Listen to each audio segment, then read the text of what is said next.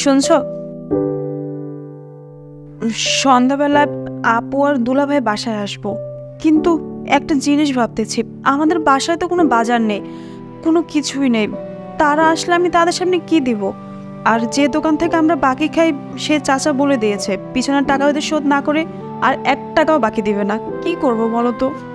আচ্ছা, আমি দেখছি কি করা যায়। তুমি একটু অপেক্ষা করো, আর ওনাদের আসতে তো এখন অনেক সময় বাকি আছে, তাই না? তুমি একদম কোনো চিন্তা করো না, এর মধ্যে আমি কিছু একটা ব্যবস্থা করে ফেলবো।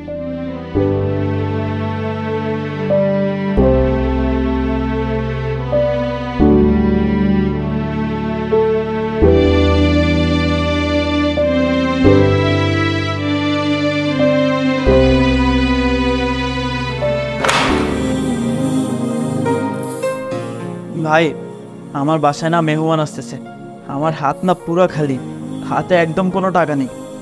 আর আপনি তো জানেন যে আমার পকেটের অবস্থা কি, কাজের অবস্থাও তেমন একটা ভালো না। ভাই আমাকে কিছু টাকা দিয়ে সাহায্য করুন না ভাই, সামনের মাসে টাকা পেলে আমি আপনাকে দিয়ে দিব ভাই, কসম করে বলতেছি ভাই, আমাকে একটু সাহায্য করুন না। আরে ভাই, গতবার তুই 2 মাসের কথা বলে আমার কাছ থেকে টাকা নিয়েছিস, তারপর 2 মাসের জায়গায় 4 মাস পরে তুই আমাকে টাকা দিয়েছিস। এখন তোকে আমি কি বলবো বলতো? ভাই এর জন্য তো আমি লাভের টাকাও দিয়েছি, তাই না? দেখ ভাই, এখানে লাভের কোনো কথা না, যেদিনের কথা বলে মানুষ টাকা নেয় সেদিনে মানুষকে টাকা ফেরত দিতে হয়, সেটা তোর মাথায় রাখা উচিত।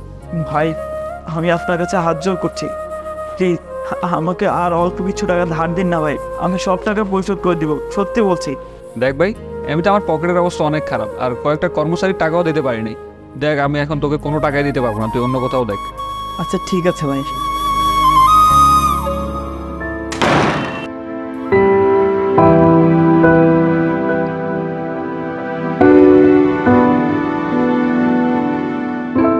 কি হয়েছে, টাকা পেয়েছো?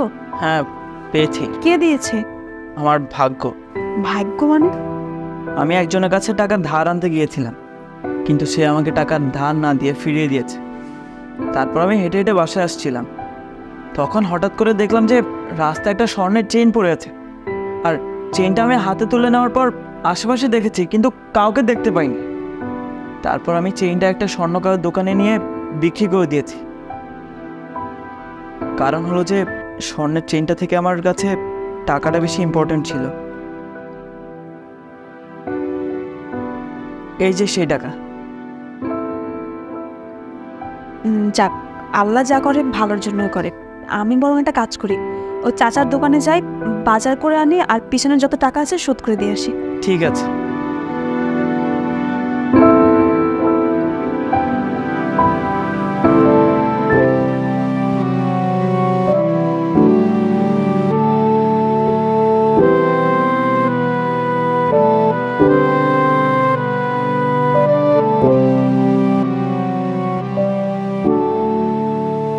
কি ভাবছো? কি আর ভাববো, আমার না ভাগ্যটাই খারাপ।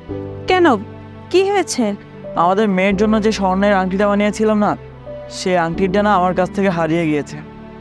সকালবেলা স্বর্ণকার আমাকে ফোন দিয়েছিল যে আপনার আংটিটা রেডি হয়ে গেছে। আমি আনতে গিয়েছিলাম, আর আনার পথে আমার হাত থেকে কখন যে পড়ে গেছে আংটিটা আমি বুঝতেই পারিনি। তাতে তুমি এত নিরাশ হচ্ছ কেন? আরে তুমি কি পাগল টাগল হয়ে গেছো নাকি? ওটা স্বর্ণের আংটি ছিল। আংটিটা স্বর্ণের ছিল। আচ্ছা, তোমার কি মনে আছে কয়েক মাস আগে তুমি একটা চেন কুড়িয়ে পেয়েছিলে? হয়তো বা আমাদের টাকা ছিল না, ওই সময় আমাদের টাকার খুব প্রয়োজন ছিল, কিন্তু যখন ওই অন্য মানুষের একটা চেন আমরা কুড়িয়ে পাই, তখন কিন্তু ওই চেনটা কিন্তু আমাদের খুব প্রয়োজন ছিল, তাই না? হতে পারে যে আমাদের ভাগ্যটা ভালো দেখে ওই চেনটা আমরা পেয়েছি। একটা কথা কি জানো, আল্লাহ সবাইকে সব কিছু দেয়। আমাদের প্রয়োজন ছিল, আমাদেরকে দিয়ে দিচ্ছে। আর যখন কোনো কিছুর প্রয়োজন হয় না, তখন আল্লাহ কিন্তু সব কিছু নিয়ে নেয়। এখন হয়তো বা আমাদের আংটিটা হারিয়ে গেছে, আমাদের প্রয়োজন নাই, এই জন্য হয়তো বা অন্য কেউ পাবে, অন্য কেউ কাজে আসবে, এই জন্যই হয়তো বা হারিয়ে গেছে। এটা নিয়ে মন খারাপের কোনো কিছুই নাই, তুমি সব বাদ দাও। আর তাছাড়া আমাদের মেয়ের বয়স তো মাত্র 2 বছর, ও এখন স্বর্ণের আংটি দিয়ে কি করবে? ও যখন বড় হবে তখন আমরা আংটি বানিয়ে দেবো, ব্যাস। তুমি এটা নিয়ে মন খারাপ করো না।